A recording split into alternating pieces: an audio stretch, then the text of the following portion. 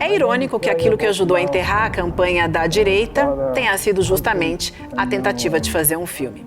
A frase não é minha, é do cineasta Kleber Mendonça Filho, mas eu resolvi dar uma chance pro Dark Horse. E eu confesso que, enquanto assistia ao trailer, fiquei imaginando uma versão diferente de Dark Horse.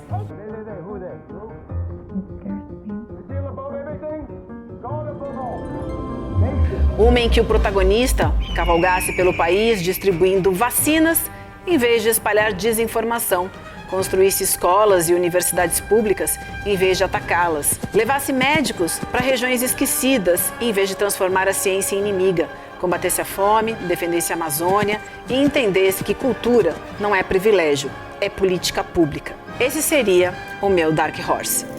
Eu sou a Vivian Mesquita e esse é o Agora Faz Sentido. Não esquece de seguir a gente, deixa seu like e vamos nessa! Mas afinal, que lei é essa que causa tanta polêmica? Mas o Bolsa Celebridade, também conhecido como Lei Rouanet, já financiou com dinheiro público outros ricos e famosos que, obviamente, não precisariam do patrocínio do governo. Vamos começar pelo básico. A Lei Rouanet não é um salário de artista. Ela também não é uma mala de dinheiro entregue pelo governo. E muito menos Pix do poder público para artista. Então repete comigo. A Lei Rouanet não é um Pix. A Lei Rouanet é um mecanismo de incentivo fiscal criado em 91 durante o governo Collor. O nome oficial dela é Lei Federal de Incentivo à Cultura, é a Lei 8.313. E ela instituiu o Programa Nacional de Apoio à Cultura, que é o PRONAC. O apelido Rouanet veio em homenagem ao diplomata e então secretário de Cultura, Sérgio Paulo Rouanet, que foi quem apresentou a proposta naquela época. Ela funciona assim: empresas e pessoas físicas podem destinar uma parte do imposto de renda para financiar projetos culturais aprovados pelo Ministério da Cultura. Ou seja, parte do imposto que iria integralmente para o governo pode financiar a cultura. O objetivo é canalizar recursos para o setor cultural por meio de isenções fiscais. Sacou? Então, na prática, o dinheiro não sai de uma mala secreta do Ministério da Cultura. A empresa escolhe apoiar um projeto aprovado e desconta parte desse valor do imposto. É como dizer, em vez de todo esse dinheiro ir direto para o governo, uma parte vai financiar a cultura. E cultura aqui significa cinema, teatro, museu, show, livro, exposição, circo, festival, orquestra, inclusive projetos conservadores, inclusive projetos religiosos, inclusive projetos de direita. Porque a Lei Rouanet não é de esquerda, ela é uma política pública brasileira. E isso é importante, porque a cultura movimenta muito dinheiro. Um estudo da FGV, a Fundação Getúlio Vargas, divulgado pelo Ministério da Cultura, apontou que a Lei Rouanet movimentou 25,7 bilhões na economia brasileira em 2024 e ajudou a gerar ou manter 228 mil empregos. 228 mil empregos não é pouca coisa, não. Mas qualquer um consegue. Negativo, não. E essa talvez seja a maior mentira que repetiram sobre a Lei Rouanet.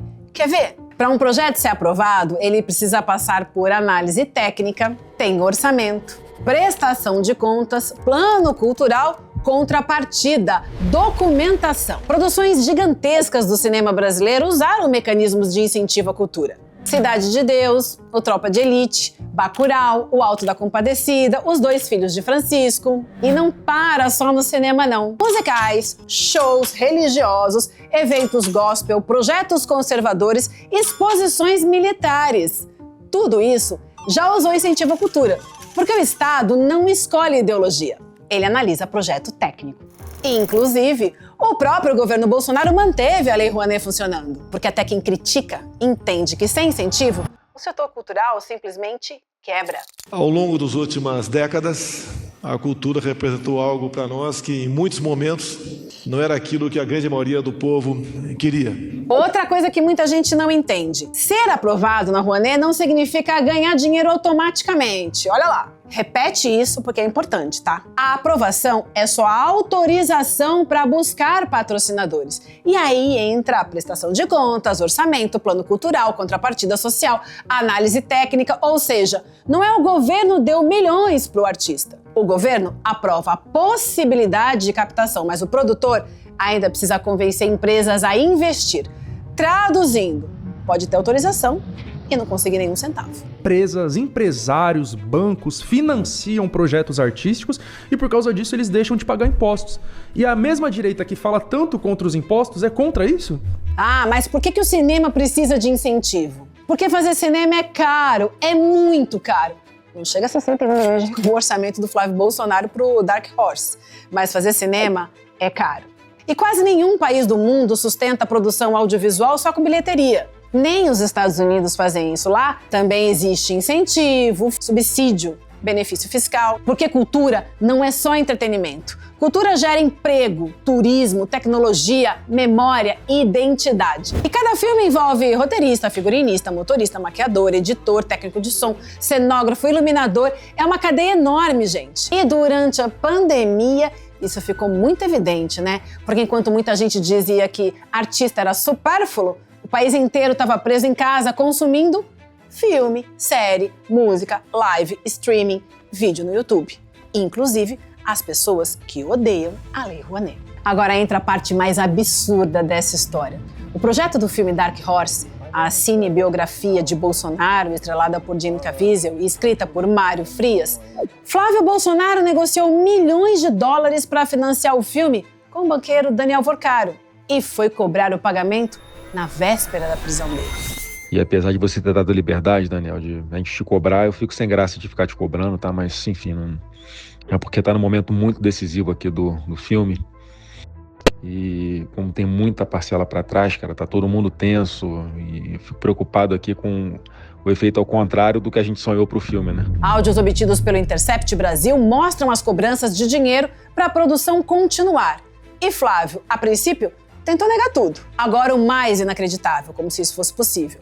O filme, que deveria fortalecer politicamente a família Bolsonaro, virou uma bomba política, a ponto da imprensa estadunidense chamar a produção de uma comédia de erros. O caso abalou a campanha presidencial de Flávio Bolsonaro. E essa é só a ponta do iceberg nessa história toda. E aí, a frase do Kleber Mendonça, filho, ficou perfeita, né?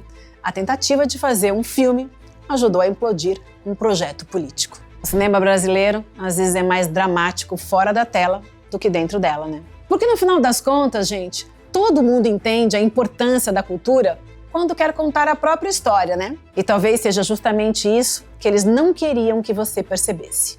Que cinema, arte, música, livro, teatro não são luxo, são poder.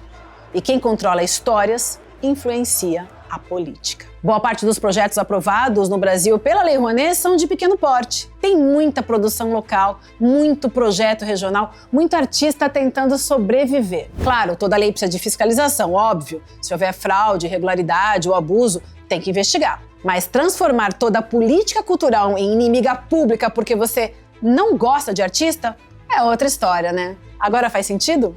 Então comenta aqui, qual mentira sobre a Lei Rouanet você mais ouviu na vida? E claro, acompanha a gente por aqui, porque no próximo episódio a gente vai desmontar mais uma narrativa que repetiram tanto que muita gente começou a achar que era verdade.